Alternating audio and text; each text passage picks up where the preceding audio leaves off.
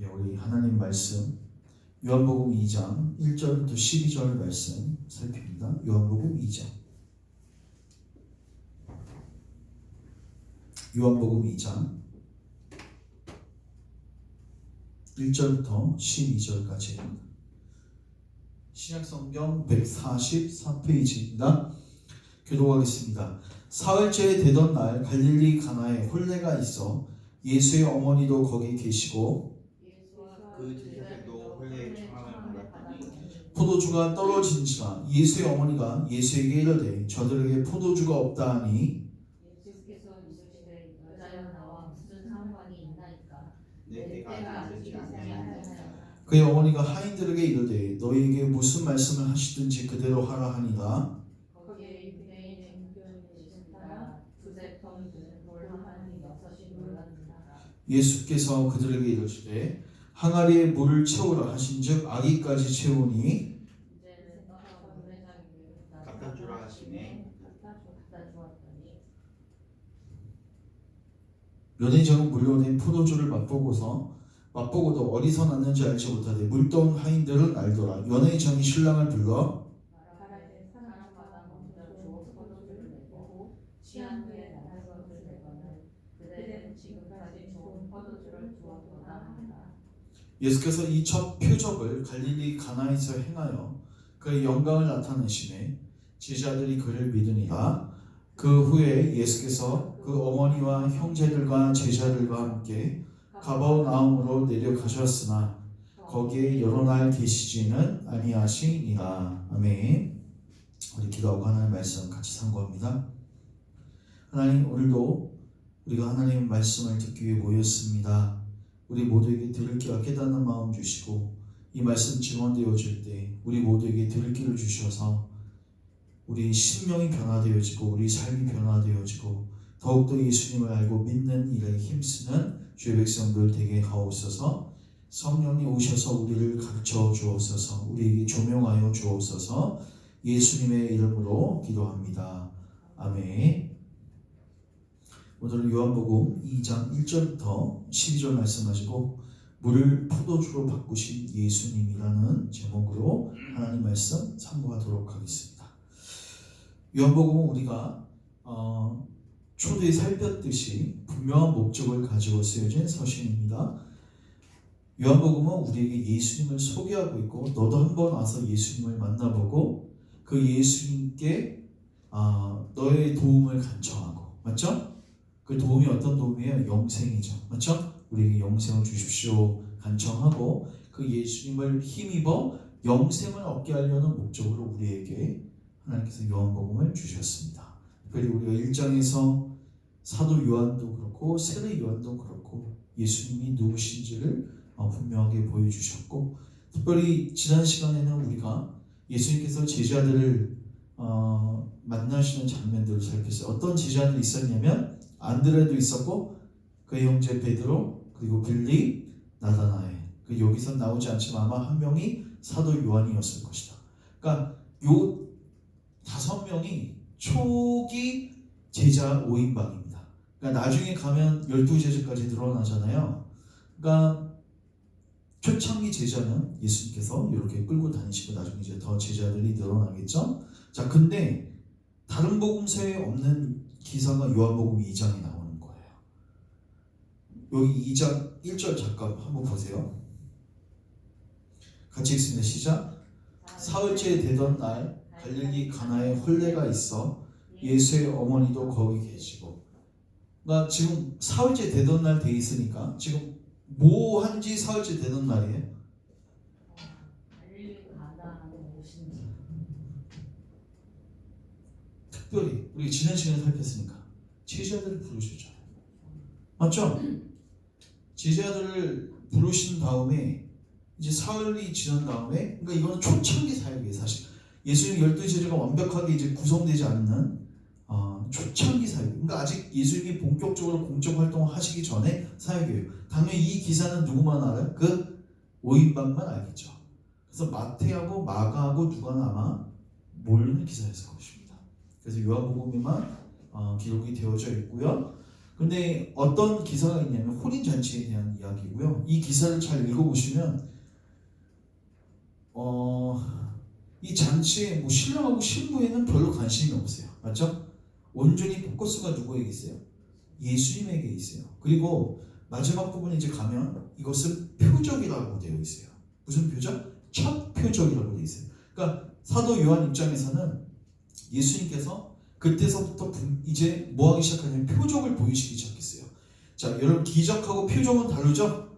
기적은 딱 그것을 행했을 때 사람들이 와 하는 게 기적이고 표적은 영어로 사인이에요.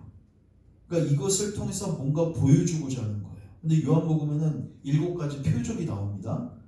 그 중에 하나가 또 뭐 여러분 아시는 죽은 나사로를 살리신 표적. 이런 표적을 보여주셔서 예수님이 거기서는 이제 부활이요 생명인 것을 알려주시는 거죠. 맞죠? 마찬가지로 이것도 뭐예요?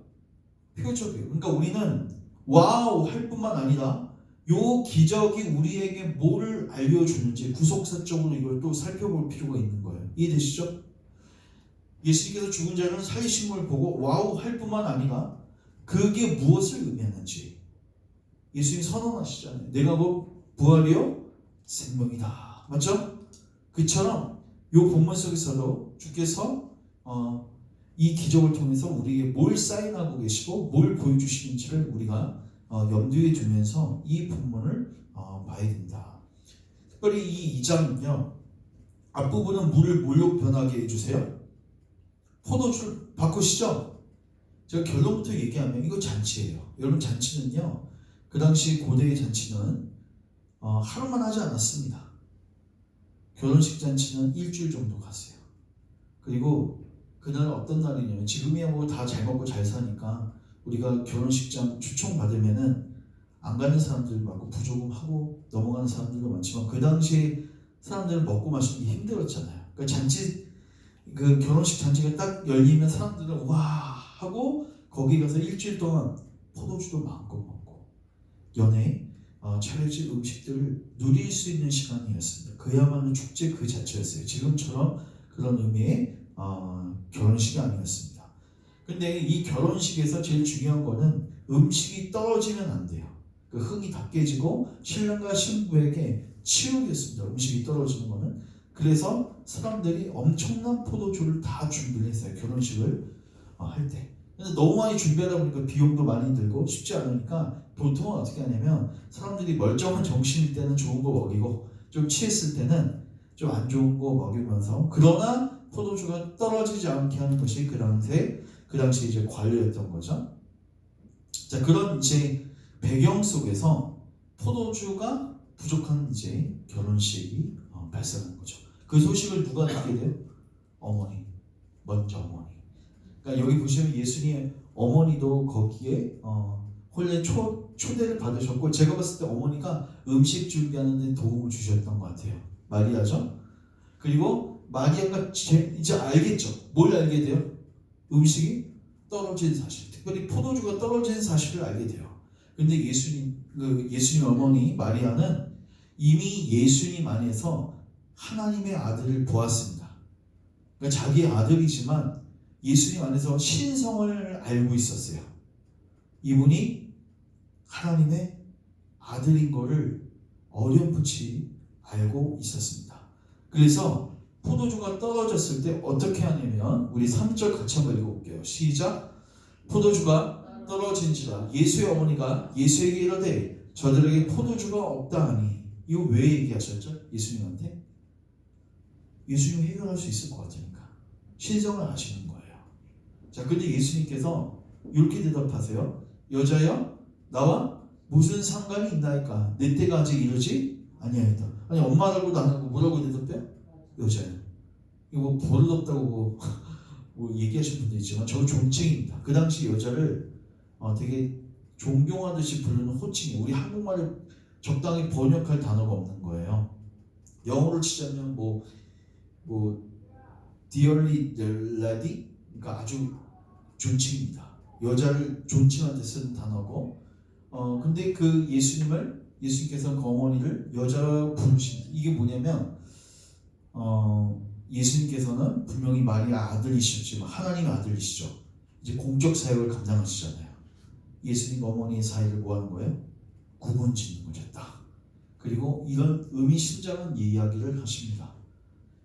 내 때가 아직 이르지 않았습니다. 이게 무슨 말이지? 요한복음에 때가 많이 나오거든요. 저희가 나서서 그 일을 해결할 때가 아직 안 되었다. 포도주 해결할 때가. 근데 이제 제가 조금 이제 큰 그림을 그려드리면 이 잔치는 사실 하나님께서 우리에게 베푸시는 잔치를 예고하고 있는데, 요거는 이제 그냥 한번 들어보십시오. 이사야서 25장 6절에 이런 말씀이세요. 들으십시오. 만군의 여호와께서 이 산에서 만민을 위하여 기름진 것과 오래 저장하였던 포도주로 연회를 베푸시리니. 그러니까 하나님께서 뭐를 베푸신대요? 연회를 베푸시는데 기름진 것하고 뭐가 있어요? 포도주. 그러니까 잔치를 베푸시는 거죠. 맞죠? 기름진 것하고 포도주. 뭐가 떠오르세요? 고기하고 포도주. 뭐가 떠오르세요? 송관천이 떠오르죠. 살과 피. 맞죠? 결국 여기에서는 예수님께서 말씀으로 포도주를 준비시키시죠. 맞죠? 그래서 제자들이 순종하니까 물이 뭘로 바뀌어요? 포도주로 바뀌어요. 이걸 통해서 예수님의 신성을 드러내세요. 창조주 하나님을 드러내세요. 그러나 구속사적으로 보면 이렇게 해석할 수 있습니다.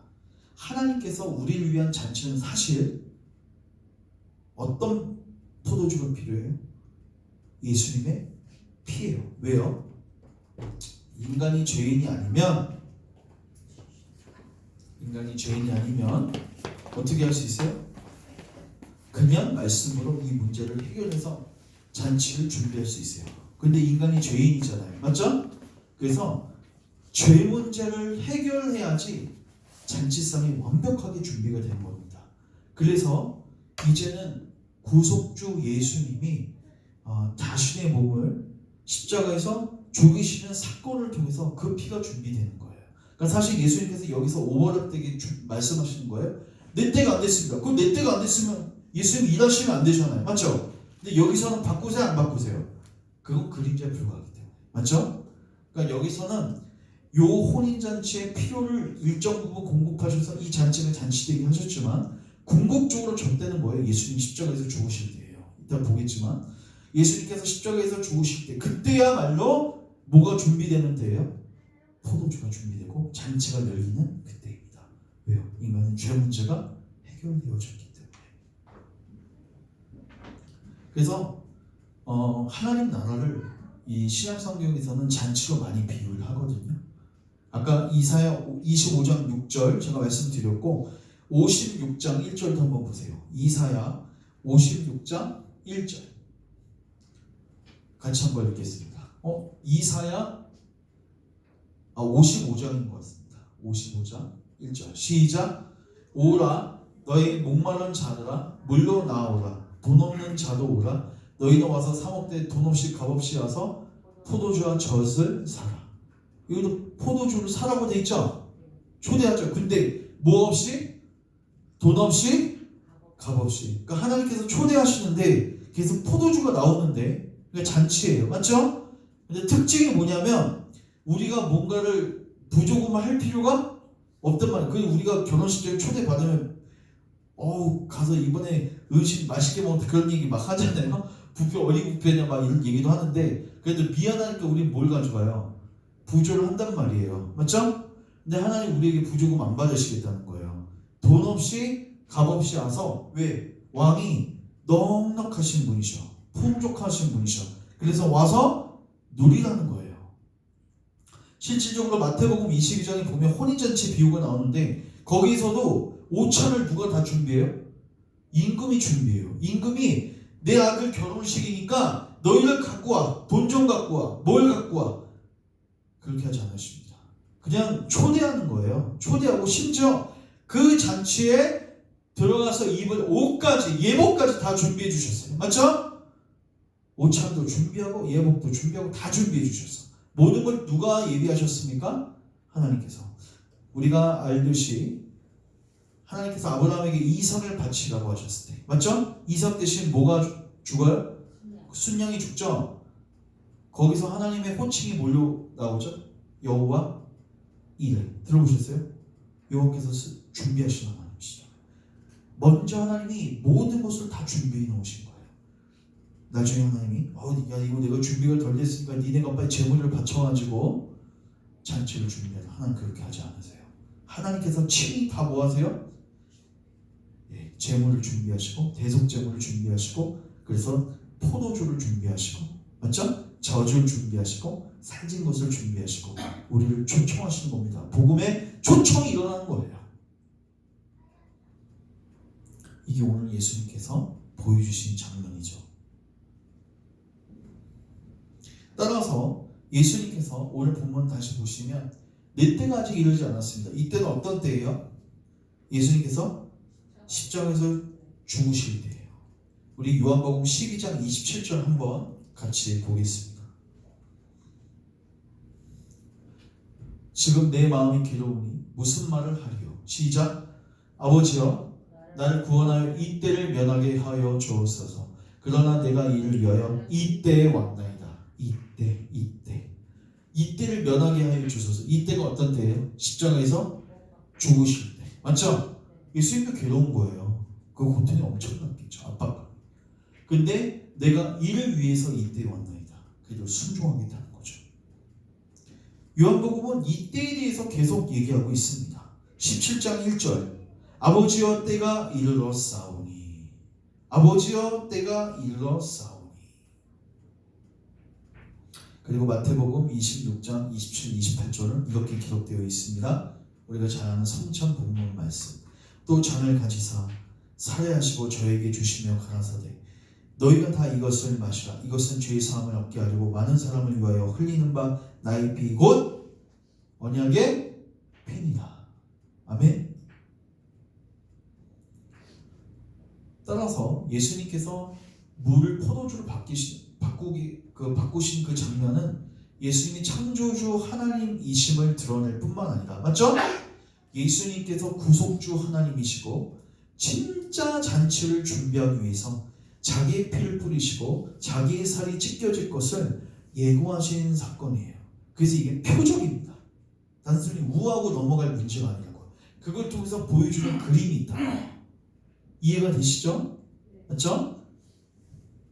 두 번째, 이제 다시 본문 돌아오시면 5절 그의 어머니가 하인들에게 이르되 너희에게 무슨 말씀을 하시는지 그대로 하라. 거기 유대인의 정결 예식을 따라 두세 통 되는 돌 항아리 6이 놓여 있는지라. 자, 재밌으세요? 예수님께서 그냥 물을 포도주로 바꾸시든지 어떤 여러 가지 그냥 기적을 행하시면 되는데 여기에 뭘 사용하시냐면 정결 예식을 따라 두세 통 되는 돌 항아리 몇 개? 6개가 있어요. 이런 정결 예식은 쉽게 말해서 구약의 뭘 상징하는 거예요? 율법을 상징하는 거죠. 맞죠? 구약의 정결 예식. 근데 이거를 사용하시는데 예수님께서 거기에 뭘 채우라? 물을 채우라. 아기까지 채우니 이제는 떠서 연회장에게 갖다 주라 하시니 갖다 주었더니 이 9절 같이 읽습니다. 시작. 연회장은 물로 된 포도주를 먹고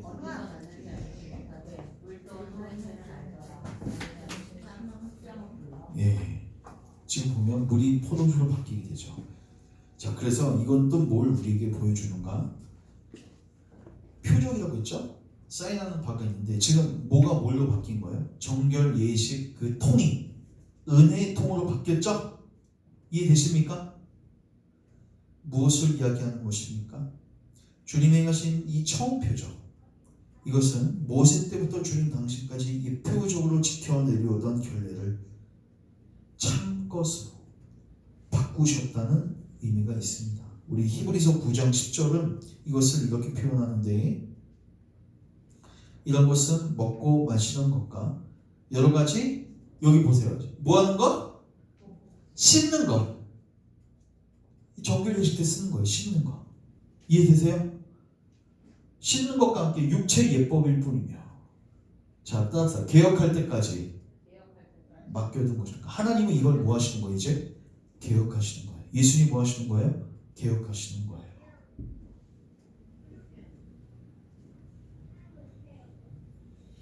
여러분, 요한은 주님께서 행하신 모든 이적을 다 기록하고 있는 게 아닙니다. 자기가 봤을 때 이거는 정말 중요한 사건인데 이거는 꼭 얘기해 주는데 왜요? 여러분, 와우 할 사건은 너무 많았어요. 그러나 이 사건이 뭘 보여주는지 요한은 캐치하고 있었기 때문에 이 기사만큼 마태마고 누가는 몰리잖아요. 맞죠? 자기가 이 기사를 정확하게 알고 있단 말이에요. 이것만은 꼭 얘기해 주겠다. 이걸 왜 얘기해 주고 싶었을까? 예수님께서 우리 죄 문제를 해결하시고 잔치 시대를 열어놓으셨거든요. 여러분 그거 아세요? 구약 시대 마지막을 누가 장식하죠? 세례 요한. 그리고 신약의 시대를 누가 여세요? 예수님이 여시죠. 근데 예수님께서 이렇게 말씀하세요. 요한 시대까지는 자 십기문에서 장례의 놀이라고 묘사하시고 예수님 시대는 잔치 놀이라고 얘기를 하세요. 이게 무슨 말이냐면 많은 그 예수님을 믿지 않는 사람들을 향해서 책망하실 때 너희가 세례 요한이 왔을 때 울지 않았다고 표현하고 있어요.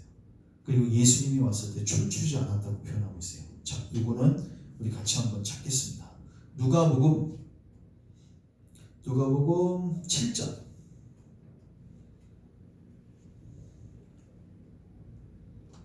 잠깐만요. 누가복음 7장 지금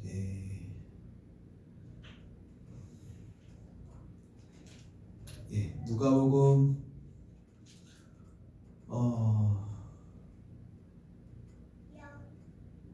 비유하건대 여기서부터 잠깐 볼게요. 32절 비유하건대 아이들이 장터에 앉아 서로 불러 이르되 우리가 너희를 향하여 뭘 불러도 이게 뭐 예수님의 복음 사역이에요. 여러분 예수님 복음 사역은 특징이 뭔지 아세요? 기쁨의 사역이고 잔치의 사역이에요. 맞죠? 피리를 불러줘. 그럼 춤을 춰야 돼 안 춰야 돼요? 안 춰 사람들이. 그리고 우리가 뭐하여도 이게 세례 요한 때까지 구약 사역이죠. 맞죠?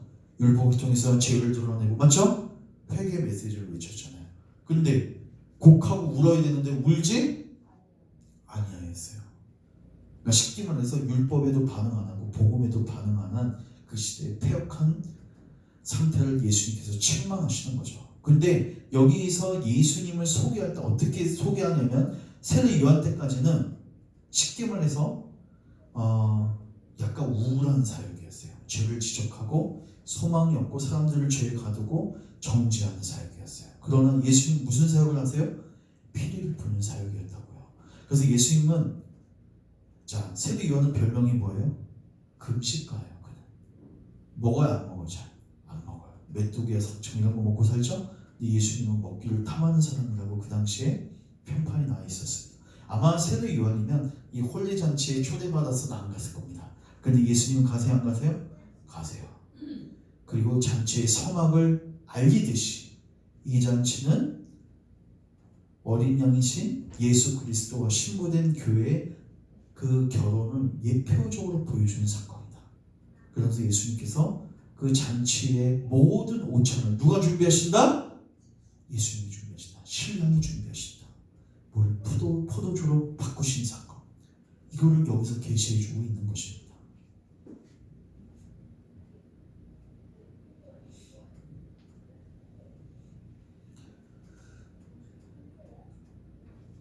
말씀을 정리합니다.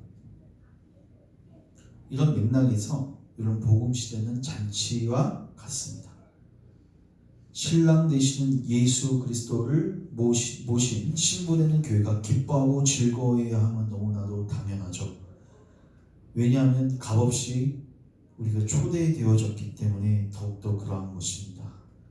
따라서 우리는 일단 신자의 의무는 이 잔치를 즐겨야 돼요.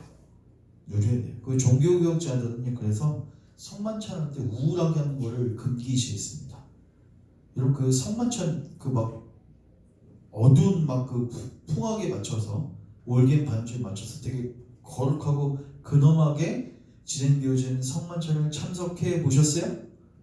저는 참석해 봤습니다. 그런 교회 있었기 때문에 제가 첫 사역지가. 근데 제가 아직 기억나는데 백석신학대학원에서 종교개혁사를 공부할 때 주동 교수님께서 그 종교개혁자들은 성만찬을 어떻게 해석했냐면 페스티벌이라고 생각했어요. 페스티벌. 축제입니다. 왜요? 예수님께서 내 죄를 뭐 하신 거예요? 사하시려고 자기의 피를, 맞죠? 자기의 몸을 주신 거예요. 그걸 먹고 마시고 생명을 확인하고, 맞죠? 구원을 누리는 자리예요. 당연히 기쁨이 있어요, 없어요? 있어요. 근데 오늘날에도 똑같이 피리를 불어도 사람들이 춤을 추지 않습니다. 왜일까요? 자신들의 상황을 모르기 때문입니다. 사랑하는 형제 자매 여러분, 지금 우리는 어떤 상태입니까? 주님께서 우리의 상태를 정확하게 얘기해 주시죠. 예수님을 붙들지 않고 믿지 않는 한 거기엔 잔치가 아니라 뭐밖에 없는 거예요? 하나님의 무서운 심판과 진노와 저주밖에 없는 것입니다. 단 우리가 예수님을 뭐하기만 하면, 믿기만 하면 우리는 그 값없이 우리에게 열려져 있는 그 옷장을 제공받게 되어져 있고, 거기서 들러리로 있는 게 아니라 예수님의 뭐로서? 신부로서 초대받게 되어지는 것입니다. 그리고 우리는 거기서 신랑 되신 예수님과 영원토록 복락을 누리며 살게 될 것입니다. 오늘 기사는 바로 이 예수님을 소개하면서 우리도 초청하는 거예요. 너희도 이 잔치에 들어올 수 있다. 이 잔치 누가 초대받았어요? 예수님의 제자들이 초대받았죠? 맞죠? 그들도 가서 이 현장을 봤을 거예요. 근데 여기서 신랑과 신부는 누구예요? 그냥 예수님 아니고 다른 외우잖아요. 근데 진짜 잔치에서 우리 성부 하나님이 십김을 해서 뭐라고 해야 되죠? 신랑의 아버지이시고, 맞죠? 우리 신랑은 예수님이시고, 모든 옷차를 준비해가지고 우리를 신부로, 너 지참은 필요 없어, 아무것도 안 가져와도 돼, 그냥 몸만 딱 해가지고 우리에게 복락을 열어주시는 거죠. 그 자리로 우리를 뭐 하시고 계세요? 초대하고 계세요. 어떻게 해야겠습니까? 가야죠. 이런 결혼 당연히 해야 하는 거 아닙니까? 시원찮은 남편들한테 가는 것도 너무 잘 가는데 이런 예수님한테, 맞죠? 이런 은혜로운 초청을 우리가 당연히 응답해서 나아가야 됩니다. 가시는 여러분들이 누리실 거고, 또 하나 마지막입니다.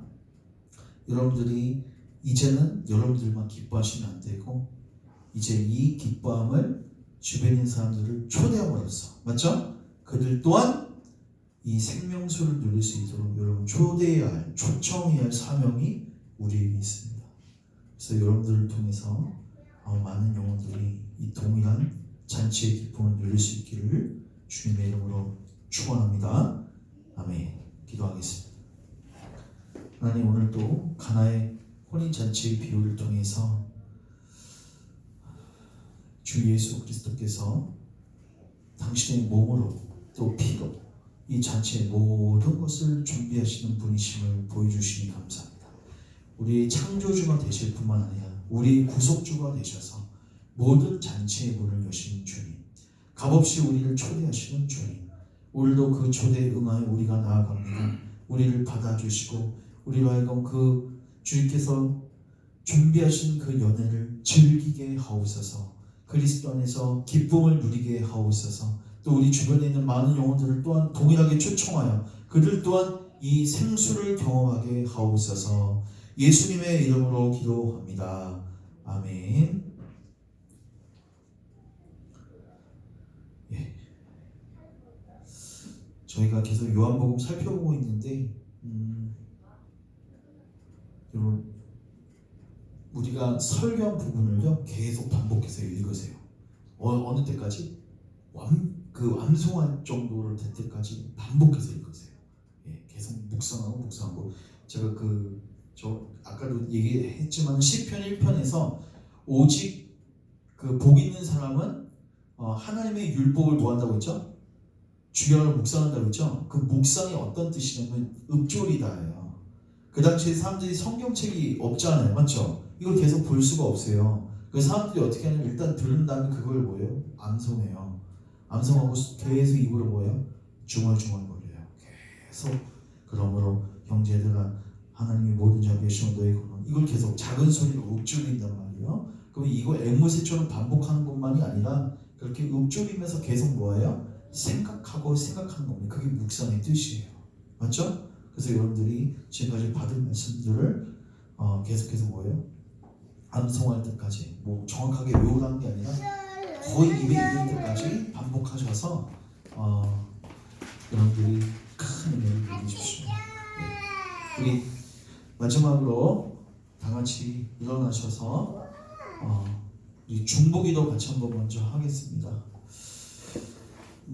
이제 2024년 한 해가 다 가고 있는데 요 앞에 있는 기도의 제목을 우리 말씀만 읽고 한번 같이 기도할게요. 나는 나를 위하여 이를 이룰 것이다. 어찌 내 이름을 욕되게 하리요 내 영광을 다른 자에게 주지 아니하리라. 하나님의 영광과 하나님의 이름을 위해서 주의 놀라운 일들을 행하여 주시옵소서. 물이 포도주로 바꾼 사건이 지금 우리가 있는 현장에서도 일어나게 하셔서 그래서 많은 영혼들이 예수님 안에서 생명을 발견하고 예수님께 나오는 역사가 있게 하옵소서. 빨리 검단 신도시에서 전도의 문을 열어주셔서 많은 영혼들이 그 잔치에 초대되어지고 동일한 기쁨을 누리게 하옵소서. 우리 같이 한번 신도시를 위해서 또 여러분들의 가족들의 구원을 위해서 성령을 부어달라고 우리 같이 한번 기도하는 시간 갖겠습니다. 하나님, 간절히 비옵는 것은 당신의 이름과 명예를 위해서 주의 성령 하나님을 부어주시고 이제 우리의 영을 소생시키시고 우리를 생명으로 구원으로 이끌어 주시기를 원합니다. 주님, 특별히 검단 신도시에서 전도의 문을 열어주셔서 많은 영혼들이 하나님께로 나오게 하시고 예수님을 믿고 생명과 구원을 누리게 하옵소서. 하나님, 이 땅 가운데 특별히 이 검단 열방교회 가운데 물이 포도주로 바뀌는 하나님의 놀라운 기적들이 일어나기를 원합니다. 하나님 되심이 드러나게 하시고 하나님께서 친히 당신의 구속사역을 통해서 예비하신 그 놀라운 만찬과 연회의 자리를 우리가 깊이 깨달아 그 은혜의 초청에 응답하여 생명과 구원을 누리게 하옵소서. 이제 많은 영혼들이 생명을 충만하게 누리게 하소서. 우리 안에 기쁨이 넘치게 하소서. 우리를 통해서 많은 영혼들이 기쁨을 동일하게 누리게 하옵소서.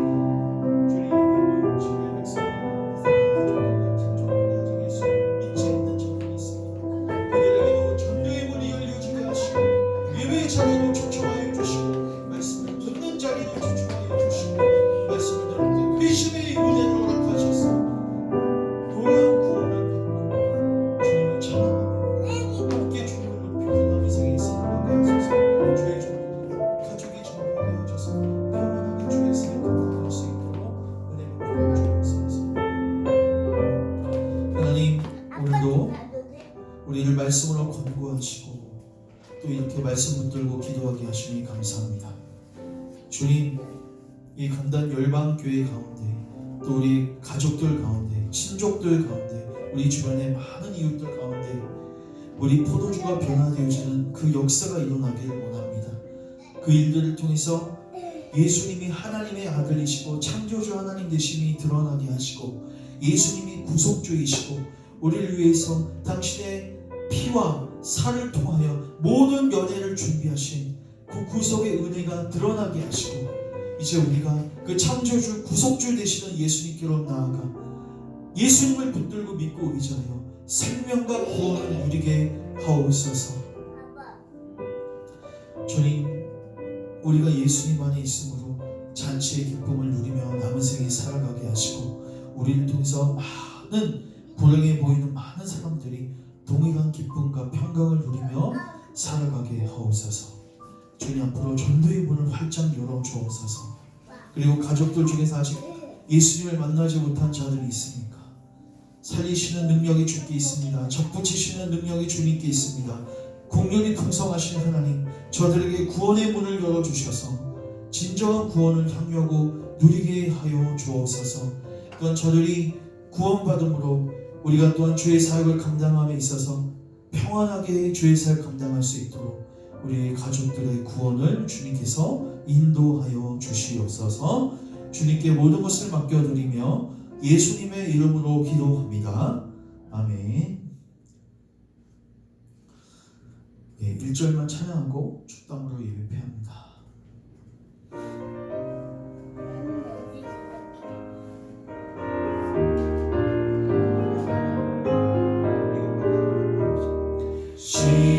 시온성과 같은 교회 그의 영광만 없다. 허락하신 말씀대로 주는 친히 세웠다. 반석 위에 세운 교회 큰 자가 누구냐. 모든 원수의 원사도 아무 근심 없도다. 여기도 교회예요. 주님, 오늘 예배 가운데 임재해 주셔서 감사합니다. 오늘 들은 말씀 마음에 새겨주시고 30배, 60배, 100배의 열매가 맺혀질 수 있도록 계속해서 우리가 묵상하고 읊조리고 우리 삶에 적용할 수 있는 귀한 은혜를 주옵소서. 또 이 교회 현장 속에서 뿐만 아니라 우리 삶 속에서도 물이 포도주로 바뀌는 주님의 역사를 체험하게 하옵소서. 창조주 하나님과 구속주 하나님을 날마다 삶에서 만나고 배웠고 찬양하고 그 안에서 힘을 얻고 위로를 얻게 하옵소서. 일주일 삶 속에서 우리가 무너지지 않도록 우리의 마음과 생각을 지켜주옵소서. 이제는 우리를 위해서 친히 죽으시고 부활하시고 모든 연애 잔치를 준비하신 우리 주 예수 그리스도의 은혜와 하늘 아버지의 극진하신 사랑과 성령 하나님의 조명하심의 역사가 이제 하나님의 말씀을 통해서 잔치를 사모하고 이 잔치를 누리기 위해 예수님께로 나아가 생명을 풍성히 누리기를 소망하는 모든 주의 백성들 머리 위에 저들의 가족들 위해 또 우리 열방교회 위해 그리고 조국교회와 세계 선교현장을 위해 이제로부터 영원토록 함께 있을지어다. 아멘.